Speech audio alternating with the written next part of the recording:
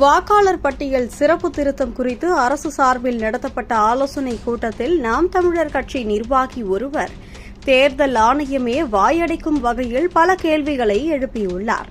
அவர் கேட்கும் கேள்விகளுக்கு பதிலளிக்க முடியாமல் அங்கு உள்ள அதிகாரிகள் திணறி நின்ற வீடியோ இணையத்தில் வைரலாகி வருகிறது.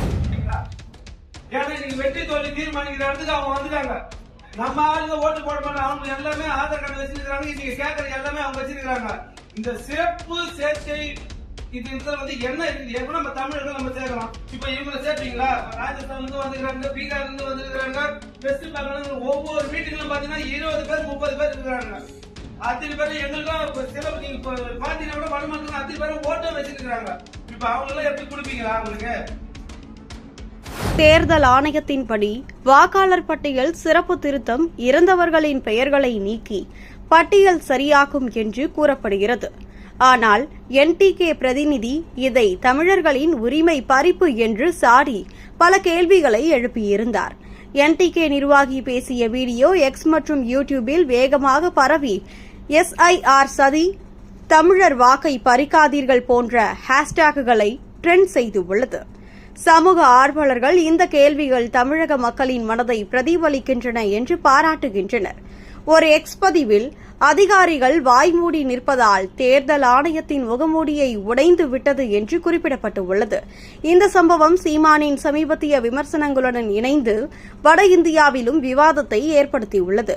சீமான் 1.5 கோடி வடமாநிலத்தவரை சேர்த்து தமிழர்களை அகதிகளாக்கும் இந்த திட்டம் 2026 தேர்தலை மாற்றும் என்று எச்சரித்து இருந்தார்.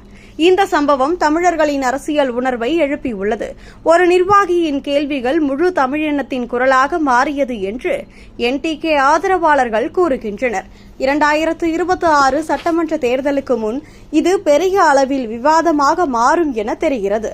தமிழர்களின் வாக்கு அரசியல் அதிகாரத்தின் சாவியாக இருக்கும். அதை பறிக்கும் முயற்சிகளுக்கு எதிராக போராட்டம் தொடரும் என்று நாம் தமிழர் கட்சியினர் எச்சரிக்கின்றனர். சீமான் சுட்டிக்காட்டியபடி இந்த திருத்தத்தின் விளைவுகள் ஆழமானவை. தற்போதைய தமிழ்நாட்டில் சுமார் 6.2 கோடி வாக்காளர்கள் உள்ளனர். இதில் 20% வடமாநிலத்தவரை சேர்த்தால் தேர்தல் முடிவுகள் முற்றிலும் மாறும். தமிழர்களின் வாக்குகள் சிறுபான்மையாகி அவர்களின் அரசியல் தேர்வுகள் புறக்கணிக்கப்படும் என்று சீமான் எச்சரிக்கிறார். இது வெறும் எண்ணிக்கை மட்டுமல்ல, இன அடையாளம், பண்பாட்டு உரிமைகள் ஆகியவற்றை பாதிக்கும். மேலும் திருத்தத்தின் போது இன அடிப்படையில் வாக்காளர்களை நீக்குவது தமிழ் சமூகங்களை, குறிப்பாக ஈழத்தமிழர், அகதிகள், சிறுபான்மை இனங்களுக்கு பாதுகாப்பில்லாமல் ஆக்கும் என கூறுகிறார். மேலும் இது பாஜகவின் ஒரே நாடு ஒரே தேர்தல் திட்டத்தின் ஒரு பகுதி.